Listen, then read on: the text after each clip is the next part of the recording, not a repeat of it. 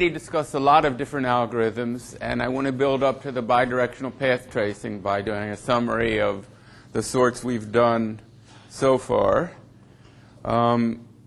We can compute the intensity at a pixel by starting out at the pixel on this thing, choose a subsample location, consider the effect of the point on the lens and where that ray is going to go from that point on the lens into the scene, bounce it off of surfaces,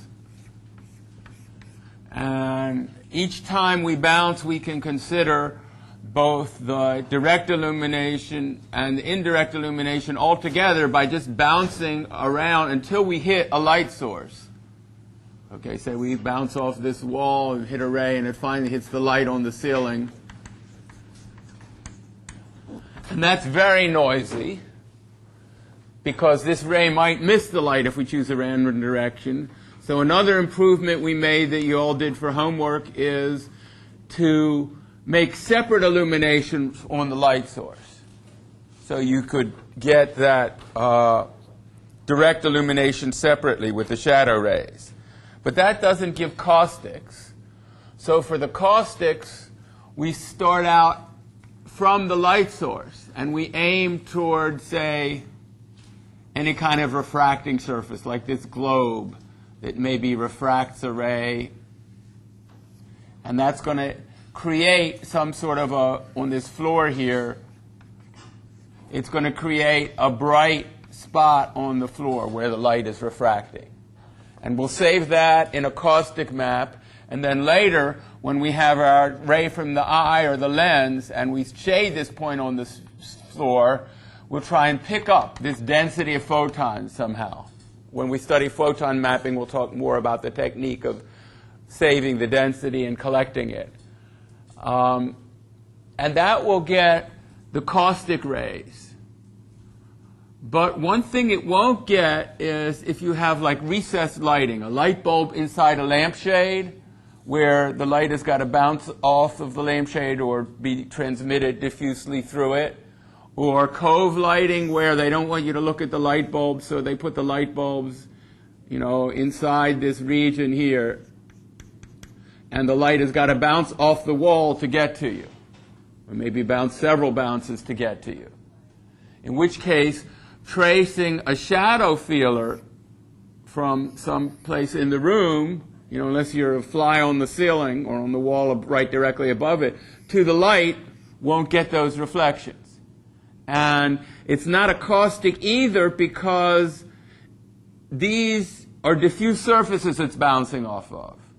And the caustic rays are good for aiming directly at the specular surfaces, refracting or reflecting. So in that case, you could say, okay, let's just bounce the rays from the light off of all the surfaces in the room. And maybe it'll come into the eye or the camera lens, in which case it'll get recorded. But it's just like maybe one of these rays, by luck, will just happen to bounce toward the direction of that small light source. It's very unlikely that the ray from this light bulb will bounce exactly into the camera lens. So most of the rays will just, Russian roulette or some depth count will stop them, and they won't contribute to the image. So the solution to that is bidirectional ray tracing.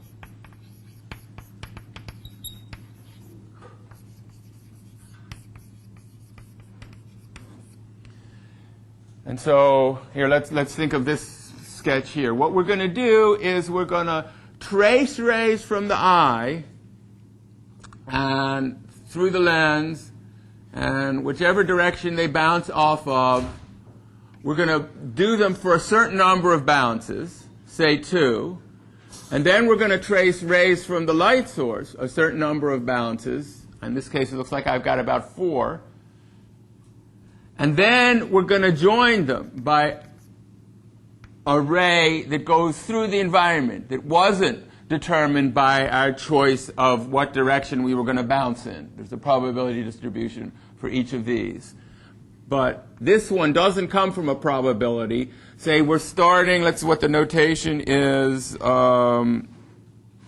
starting, say, x0 on the light source, x1, x2, x3, where we stopped on this bounce, and here y0 on the camera lens and pixel, y1, y2.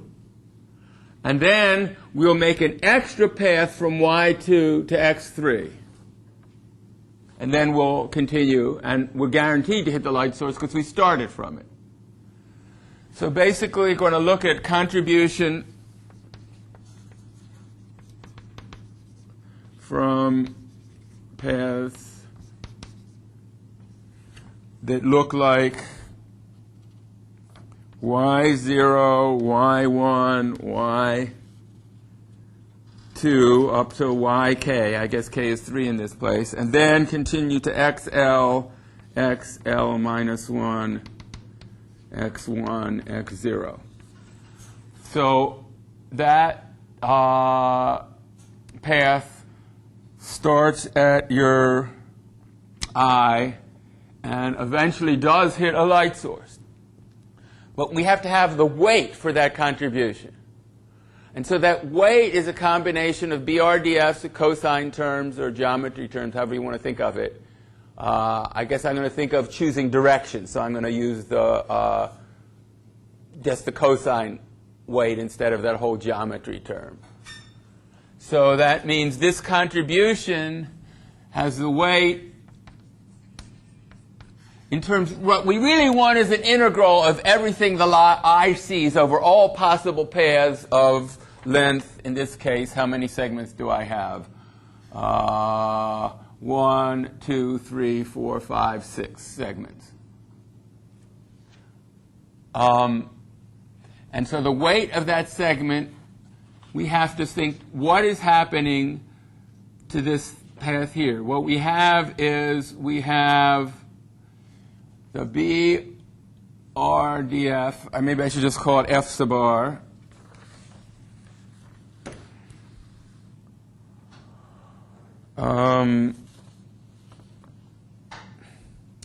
Well, I guess I'll do it in terms of geometry. Assume instead of choosing directions, you're choosing points, because that's the way it was apparently in the book. So it's going to have, let's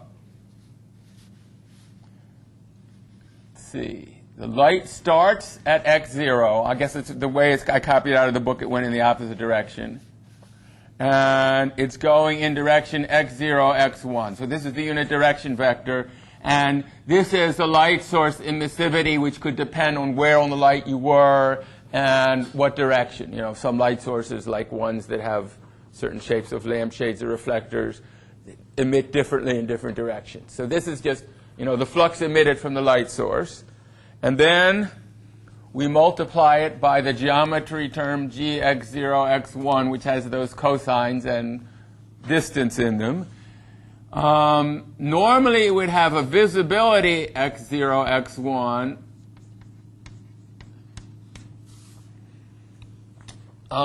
If you do it from ray tracing, though, you know that x1 is a point you're going to hit. And now we're going to go from x1 to x2. So what do we have? We have the bidirectional reflection function at x1, and we have the vector from x1 back to x0, because that's the direction the light comes from, sort of the opposite of the way the ray was traced, because both of these have to start at x1 to x2. That's the way it's reflected. And then we have a g of x1 to x2.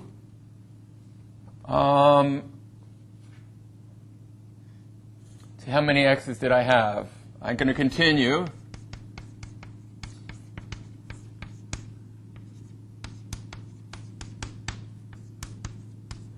So you can see, you just keep going like this. Now, as I was saying, if eventually we're going to have this whole term, in the end, it's going to be divided by the probability of the path.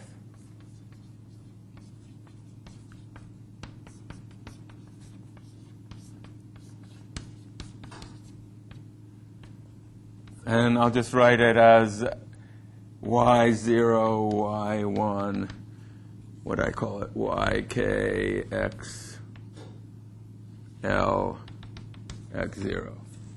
So this probability, if we're doing by ray tracing, has a bunch of, we're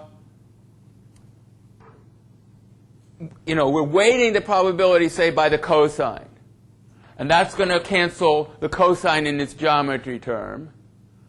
And then, we're generating a probability per solid angle. So the rest of this geometry term is going to be canceled by the solid angle.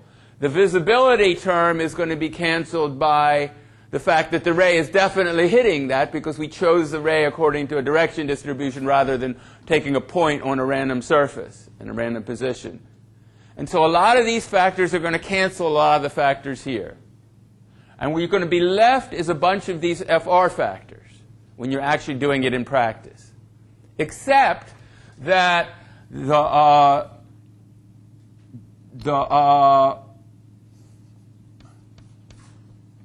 this part, x3 to y2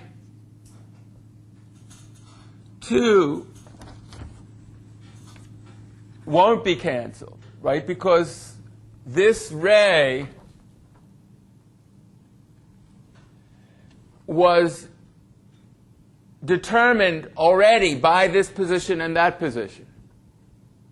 And the visibility from x3 to y2 won't be canceled because the ray actually may hit an object. There may be a table here.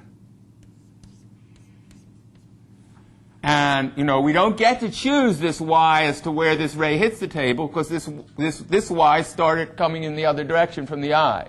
So that visibility term is part of the computation. If the ray doesn't get there through that table, its contribution will be 0. And we're going to still get all these FRs. So this is, I guess, where this is x3, x2, and now x3, y2. This is the direction we didn't get to choose. And then we can continue with the y's, their geometry. I guess it's going to be y2, y1, and this visibility would be canceled. This FR would stay in, and so forth. So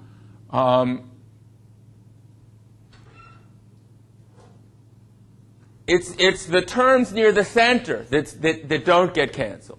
You could also choose it, say you were doing glossy reflection.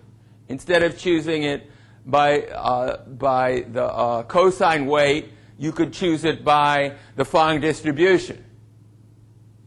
Right? In which case you'd be canceling the Phong by parts of this, but since you don't get to choose this one, this is coming from the bidirectional reflection function. This is coming because the path went from the other direction. That wouldn't be canceled. So somewhere near the middle, you get terms which aren't canceled. And what this is estimating then is it's contributing to a sum basically over all choices. Say you have n choices, and we have the sum of the n evaluations of the integrand divided by their probability, and that's going to be our estimate of the integral over all possible choices of this bidirectional path. But it's not over all choices for k and l, right? If we had a path with, here, let me simplify this picture by taking away, I already took it away, this extra ray here. So this was a ray, this was a path with 1, 2, 3, 4, 5, 6 segments.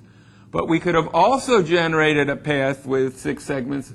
Let me draw this same room here. Here's the back wall. How am I drawing it? Like that. Here's I didn't draw a front wall. I do a floor and a wall here. Here is our camera or eye. And suppose we went 3 paths here, and then only 2 paths from this light bulb. right? So now K and L are different. And we get a different way of building the path of 6 segments. And our integral is then could be evaluated as a sum of those things instead, divided by n. And so there's a different way of estimating, and some estimates might be better than others. For example, the one that requires that this path have all its segments bouncing like this, 1, 2, 3, 4, 5, and only the 6th is this direct illumination path. That's going to be very noisy, because only a few of these will have a, luck to come up here and zip right down into that cove thing. But there may be other situations where that creates less noise. So there's this other paper by Eric Veitch where he says how to optimally combine the paths generated by these different ways of getting these 6 bounces, so that the ones that have least noise in a particular effect on a particular region contribute most, and therefore the variance is less. The other thing that you can do with bidirectional path tracing is to say, okay, suppose, let's go back to this side. Here is, say, 1, 2, 3, 4. Well, we could think of 5 going this way and another 3 going that way. 1, 2, 3. And then finally joining it. There we get a path with 9 segments. 5 from 1, 2, 3, 4, 5. And then this 6th one is the extra one you got from joining the x and y. 7, 8, 9. But once you did this ray tracing and choosing this distribution of directions, you could also, instead of joining this endpoint to that endpoint, you could join this endpoint to that endpoint, or this endpoint to that endpoint. Or you could shorten this path and join this one to this endpoint, or this one to that endpoint. In other words, you can, after you've gone to the trouble of generating these rays and seeing where they hit, the first object they hit, you can form various dotted lines and get terms like this with different numbers of segments in them. Because really what you're doing, you have to have an infinite series, right? You have the set of contributions to the integral from one bounce, or that would be direct from the light to the eye, where both are dotted. It's just one dotted line, direct viewing of the light source. Or, 2 bounces, 1 bounce, 2 bounces. You could generate them. It's an infinite series. Of course, if your reflectivity is less than 1, its eventually contribution is going to go down, like I showed with that geometric series. So really, it's finite. But you can get the different terms of that finite series by choosing different dotted lines and amortizing the cost of the initial ray tracing to generate the longer paths. And then you combine them all. So the idea is it's just good to get some effects that you can't get by efficiently, without noise, by starting only in one direction or only in the other direction. Okay, so that's bidirectional ray tracing. Now I want to talk about radiance caching. And the idea there is, if you're going to try and do any of these recursive ray tracing methods for a specific pixel, right, you're going to have to do it again for the next pixel in the image, which is going to get you a nearby ray, probably. Very likely hit the same surface.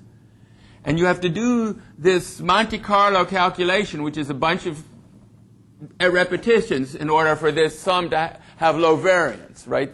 You've discovered in your homework how long it is to get rid of the noise. And if you have to do this again and again for adjacent points, you're sort of wasting the effort, because very likely this point has a shading similar to that point.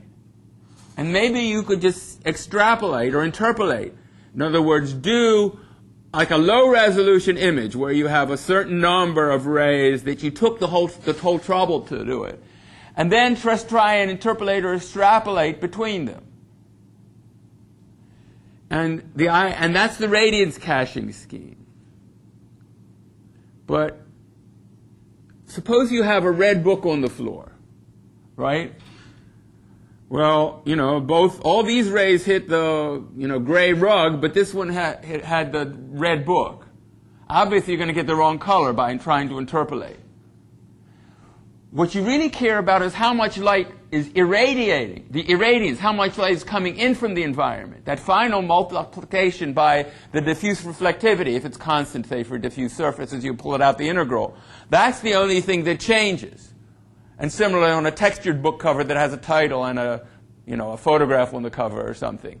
Basically, the amount of light that's hitting it is varying. It's only the reflectivity that's varying slowly. It's only the reflectivity that's varying quickly. So instead of caching the radiance, cache the irradiance, how much light you are gathering in from all those other directions. And so that's Greg Ward's. He's the first author on most of the papers, so I call it his irradiance caching.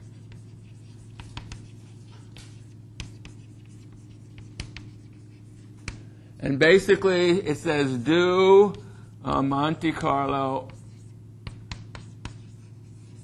I guess this should be capital. What do you call it?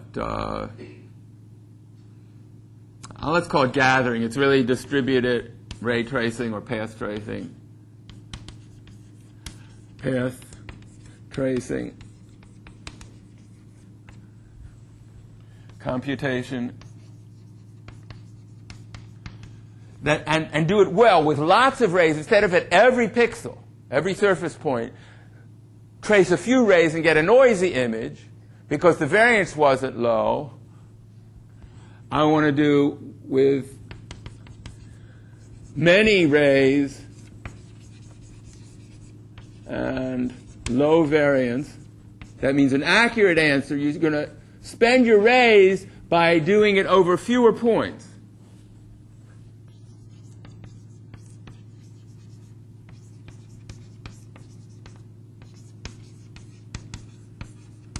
And interpolate between them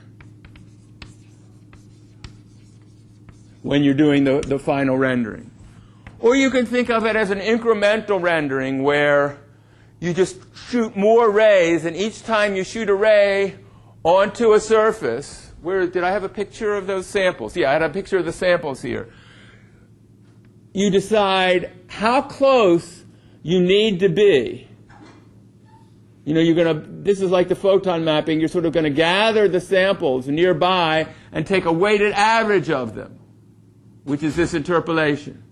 And if there are not enough samples nearby, you can generate a new one here and add it to the list. So basically, we're going to store the cached irradiance in 3D octree. And this is the same idea that's used in photon mapping. And the reason is that we don't want to store it on polygon surfaces. Otherwise, we'd have to say, well, this book is a different polygon, so we're not finding any samples on it. Right? This book even might be a little bit above, if we hit the top cover of the book, it's a little bit above the ground. It's not on this plane even. But nevertheless, the irradiance here is pretty close to it. Whatever hits here probably hits the book. Actually, that's not strictly true. Suppose you have a light source here, and the book is here, sticking a little bit off the ground, and you're trying to shade this point on the ground. Well, this point on the ground is shadowed by the book. So the irradiance isn't the same. Actually, if we take a block here, this point, even though it's not shadowed, doesn't have the same irradiance as this point because the normal vector is very different. So that cosine theta, here theta is very big, and here, theta is very small, just about 0. So in that case, the irradiance here is not a good estimate for the irradiance here because the surface normals are very different. So what you want to do is find some way of evaluating the error of the different points that are cached in terms of how far they are in distance and how far they are with respect to the normal change. And only include ones whose errors are small enough, below a threshold, and even for those, weight them inversely as the error. So that means for rendering,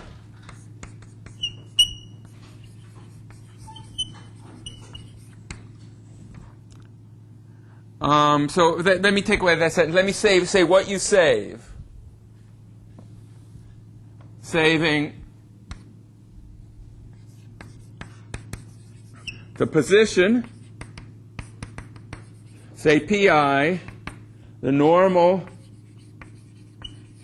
ni for that I sample, and the irradiance ei. And then let me put it on the next board. For shading,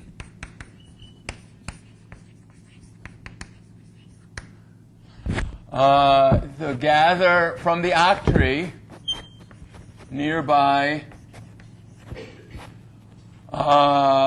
irradiance samples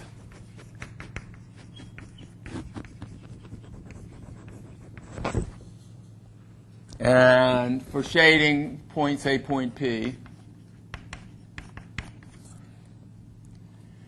I will take the irradiance at P that we're going to use in the Lambert law, multiplied by the diffuse color of the specific object, whether it's the book or floor or whatever, and the cosine is already in the irradiance, I guess, if the normals are close enough. And it's going to be the sum of weights, I, EI is E, say at that point PI, that was saved over the sum of the weights, where the weight in the sum is 1 over the error of the ith sample of P. So basically, the error depends on the point P and the point PI, how far away they are, the normal and the normal at I, how far away they are. And there's a formula that in the book that I want to describe the derivation of, because it's not in the book. I went back to the paper. So it's the distance between P and PI divided by R. I plus the square root of 1 minus NP. What did I call it? I just called it N, right? No, I didn't. The normal at the point P dot the normal at the point PI, Ni. So this says this dot product will be close to 1 if the normals are close, so this square root will be small. And if the points are close, this will be close. But how do you compare the point closeness to? It's close to basically the distance of the samples that were used in the gathering to create this irradiance cached value. So it's basically it's the harmonic mean Ri of the sample.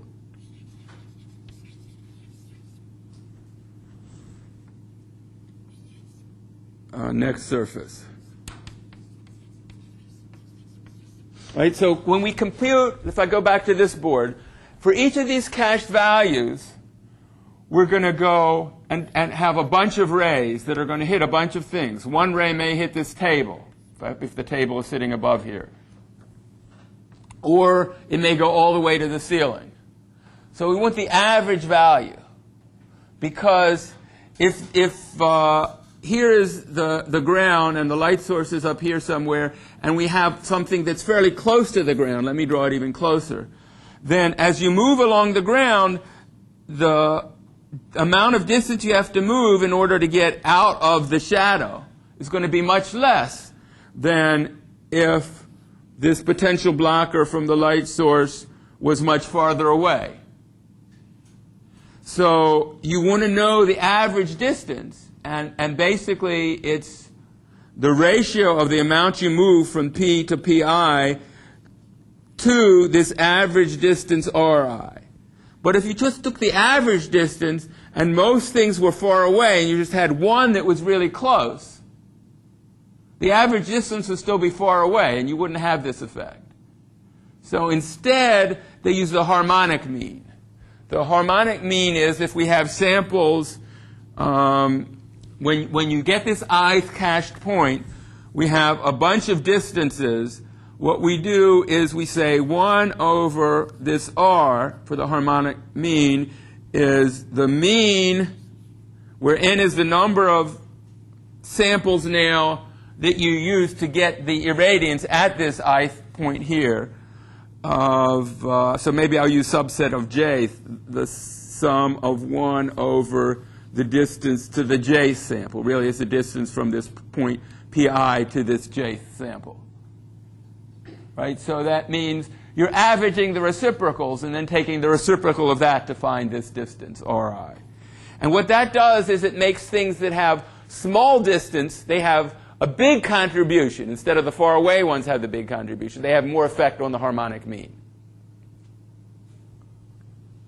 Okay, so what is the meaning of these two terms? And so the way they were computed was by using a split sphere approximation. So we're not interested in approximating this irradiance E. We're interested in seeing how it changes if you move the surface a little bit or if you tilt the normal a little bit. And so the worst case would be if you had, here's this sphere above the point. Here's the normal to the point. And this is the point P.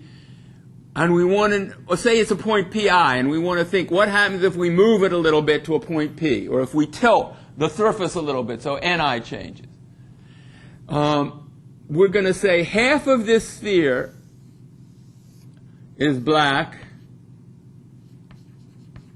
and half of this sphere is maximum brightness white.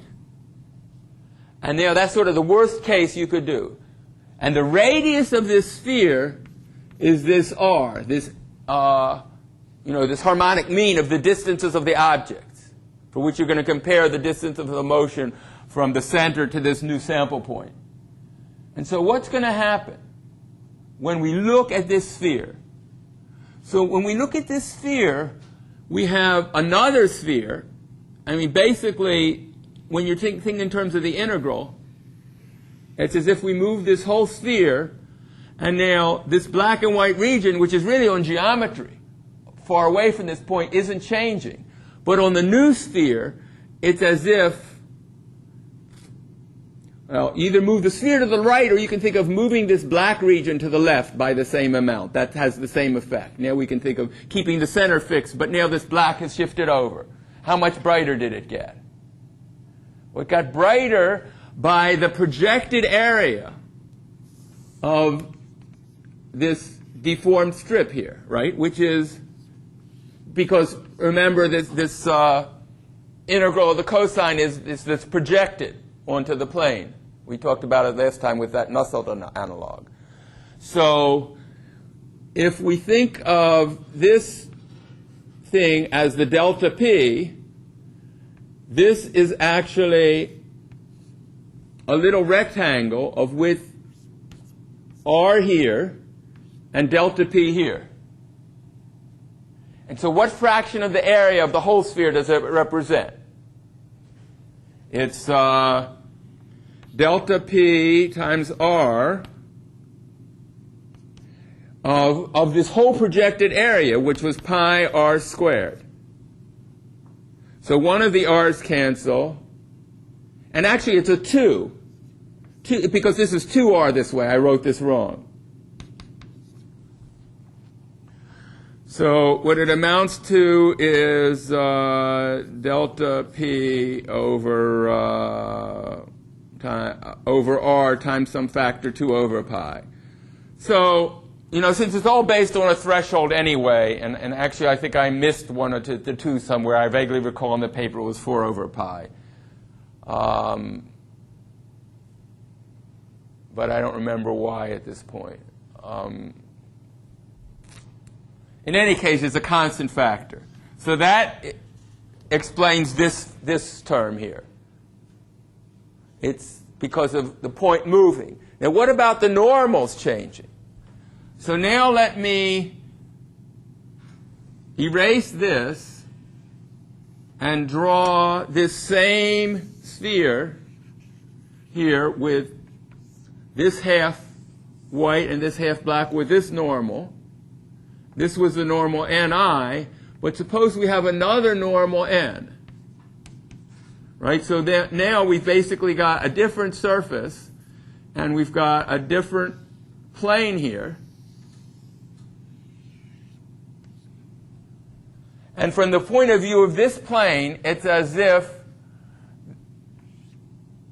you know, if we pretend that instead the sphere rotated instead of the reference frame, it's as if this thing moved over to here. So now instead of getting a projected strip of constant width, we get a projected, you know, this is the when this projects vertically, I should have drawn a little longer, it projects to an elliptical region. And the width of this elliptical region, see if I can figure it out.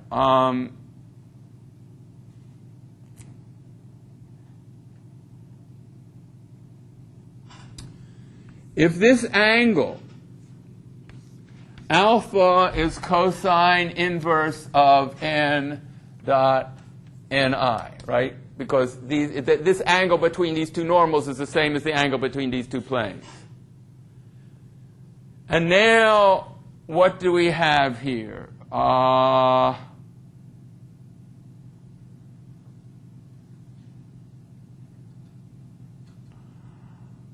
me look at my notes, because I think I've got an extra cosine in my mind here.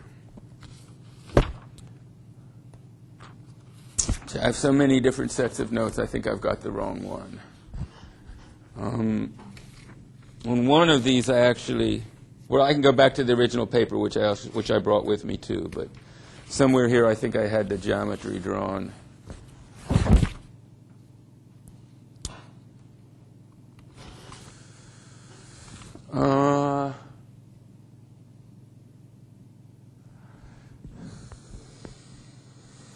Okay, I'm going to have to look through more closely which set of notes I brought with me. Here it is. I think it was on the one.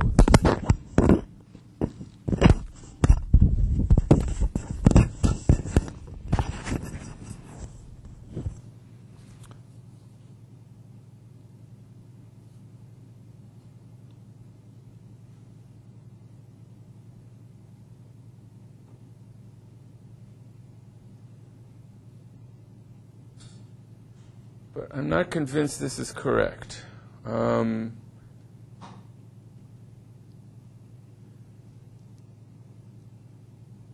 Actually, this if this is alpha, this distance is sine alpha. Is that true? Right, because this projected from here to here is the same as from here to here. Because I should draw it a little bigger now that I've made my width bigger. Right, because this distance is the same as that distance. Right, this is projected vertically. So sine alpha is alpha is approximately equal to alpha.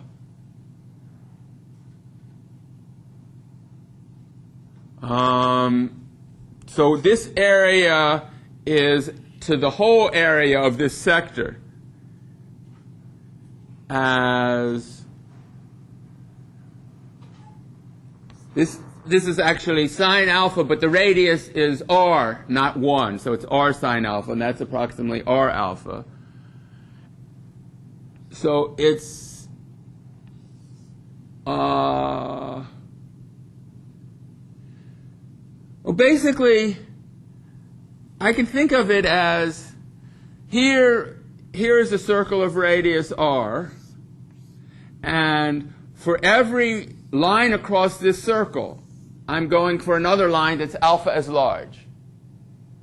And that's the fraction of the projected area. So the fraction is really the sine alpha that I was writing here. And so if that's approximately alpha, if n dot ni, which is cosine of alpha, we can think of that as 1 minus alpha squared over 2. And then we can solve this for alpha. Right? There's more terms, but the second order, actually the third order too, because the next term is alpha squared to the fourth. This is an approximation, the Taylor series approximation. And so we can say alpha squared over 2 is 1 minus n dot ni. And alpha, it's the relative error, right? It's the fraction of the irradiance. Whatever the irradiance is, it's that fraction that's changing. Is the square root of 2 times the square root of 1 minus n dot ni. And since we're going to have an error threshold, we're also not worrying about this factor, just like we didn't worry about that factor. So this term gives you the relative change due to the surface tilting. And finally, we have to solve this problem. And the way to solve this problem is to say, okay, here is the ni for the sample, and here is the n here. And if we take the average, in the case of the top of this book on the floor, they're really the same. So we take ni plus n over 2. And now we dot it. Let me erase these other equations.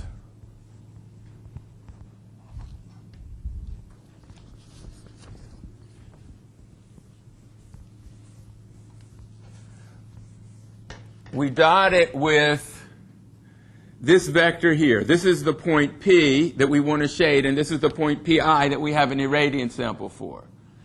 And if this dot P minus Pi is less than 0, that means it's likely, if P is behind this surface basically, then it's got a chance of being in shadow here. So this sample is a bad one for shading it. So what we're going to do then is we're going to compute this, and we're going to take for all samples. This sum is only over the samples Pi, so that this formula is bigger than 0. Ni plus n over 2 dot P minus Pi is greater than or equal to 0. Those are the ones we're including in this sum. And that way we're going to solve the problem of missing shadows because we took bad samples. So the part I'm not talking about the paper is how to organize the octree so that you can rapidly get these samples from them. Basically, the scheme is to make sure that you only need to check 8 cells once, because to get a given sample, to get enough things to average. And if so,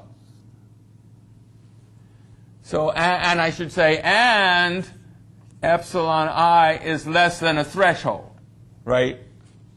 Because you don't want to be dividing by 0. So it should be greater than, let's see, what is it? 1 over, so the error should be less. Let me think about that. The error could be, could this error ever be 0? No, because the point P is not the same as I. But you don't want to include things where the error is big at all in the sum. So basically, you're going to take 1 over this, but if the error is too small, I mean, if the error is too big, you don't want to include it at all. And once you decide what to include in the sum, then you take this weighted sum where the weight is inversely proportional to the error. And if you don't find any point, by the time you've done this rule and looked in your octane, you don't find anything, then you're going to have to generate a new irradiance cache value and store that. Now, I'm sort of assuming that as you generate these samples, you can figure out what color they are. That might be from a pre-computed radiosity solution. But if you don't want to do that, you have to take the secondary rays from here until eventually you hit a light source and get their contribution. Unless you're doing direct illumination. Probably you should do direct illumination for each of these anyway. But if you want indirect illumination for them, then you need to do different indirect illumination rays at a second level. And what Ward proposed is to put them in a separate cache, the second level ones, because you want to compute them differently. You don't need as many samples. You don't mind if there's a little noise here, because it's actually being gathered anyway. So for the higher order samples, like, say we were getting, all the lights were off and the only light was coming in through the hall, right? So as we gathered the primary rays, we have to get out into the hall in order we get any contribution. But we don't care whether the hall is as noisy, right? Because we're still getting it through that fairly large window, or, maybe not large compared to the solid angle of the room, but